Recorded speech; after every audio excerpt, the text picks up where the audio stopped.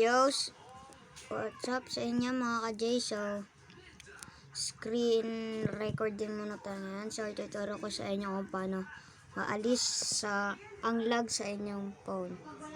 So, don't forget to subscribe, like, share, comment, tap the notification bell para ma-notify kita sa ating bagong video.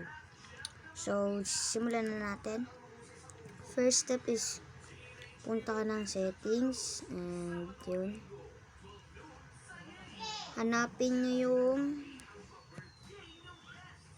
about phone.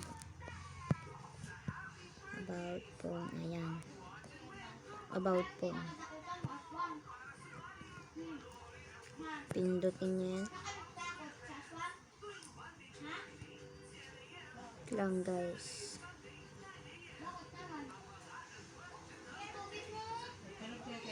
Tsaka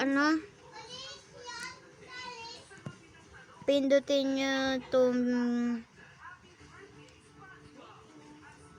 build number. Itong build number. Ng 7 times. 7 times siya guys siya. 7 times. So, pag napindot nyo na ng 7 times yan,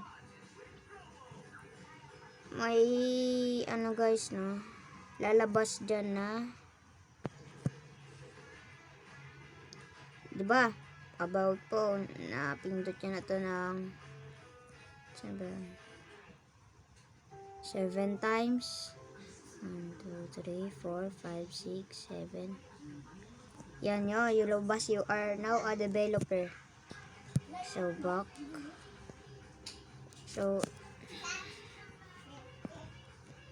lang guys, wait lang tayo natin. Ayun, developer option.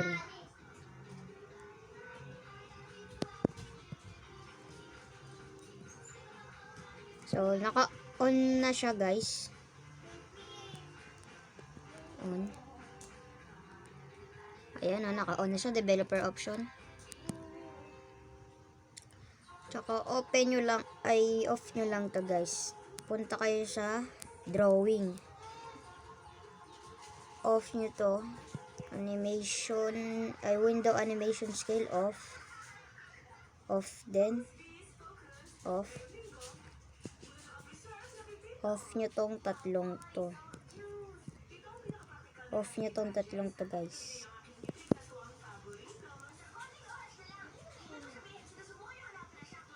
Yan, off nyo yan. Animation up, animation off. So, pag na-off nyo na yan, punta kayo dito, hardware accelerated rendering. On nyo tong force GPU rendering.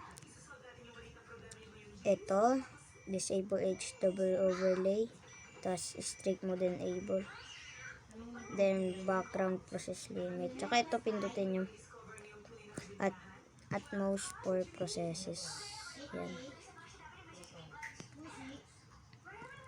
So, sana naman may natutunan kayo sa video natin ngayon. So, ayan o, hindi na siya tamalag.